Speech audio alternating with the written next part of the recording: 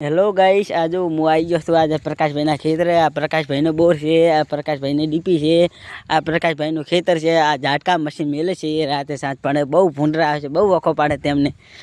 આ પ્રકાશભાઈનું બાઇક છે, આ પ્રકાશભાઈની ઓડી છે, શેક ને છે ને. શું કહો પ્રકાશભાઈ, શાંતિ? એવું અમને રામ રામ. રામ રામ. શું કહો મજા? એકદમ એવું અમને. હું હવે તમે પાસે એક વાત કરવા આવ્યો છું. બોલો બોલો. શું તમે મને વાત સ્વીકારશો? હા બોલો. સ્વીકારશો ને? હા. તો તમારી ખુરશી બહુ પરખી હતી તે હું ખુરશી માગવા આવ્યો છું. ખુરશી તો આપશે, જવાબદારી તમારી રહેશે. એ તો જવાબદારી તમારે લેવી જ પડે, કારણ કે અમે ખુરશી લઈએ એટલે જવાબદારી મારી આવે. 1 લાખ રૂપિયાની છે.